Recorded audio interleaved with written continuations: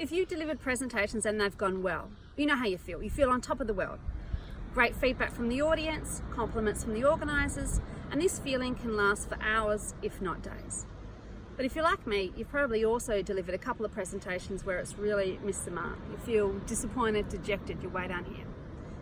And what's really important is that you have a number of different strategies, ways to actually start your presentation, get you off on the great foot forward. And you may have seen this example where an MC introduces a speaker and they talk about their bio, they read out all of that kind of content and they say, here's Wendy Perry from Workforce Blueprint. And the first thing that the person does when they step up on stage is they say, as the MC said, my name's Wendy Perry from Workforce Blueprint and we provide workforce development and planning services. Essentially what you've done is the MC's positioned you up here, you've depositioned yourself down here. It's not a great way to start.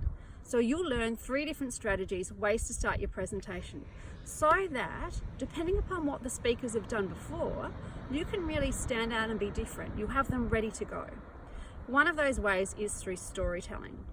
And imagine this scenario. You're at a conference, there's been a number of speakers, they've covered off on content, future world of work, something like this, and you're thinking to yourself, holy crap, they've basically covered the content that I was going to do. So you've got a choice. You can stick with your plan, you can bore your audience to death, people don't want to hear this stuff time and time again.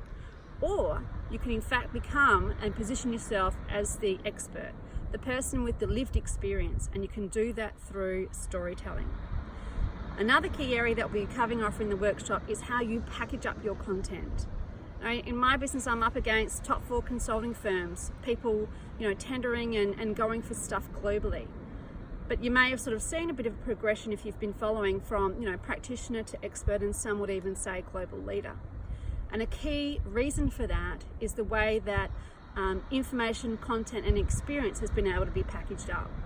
This is an absolute key point of difference for you if you want to get a reputation as a standout speaker. And these are just a few of the things that we're going to be covering, but I guarantee you will get fresh ideas, new ways of starting, and you will be that person who's pitching or public speaking or the conference keynote speaker that everybody wants.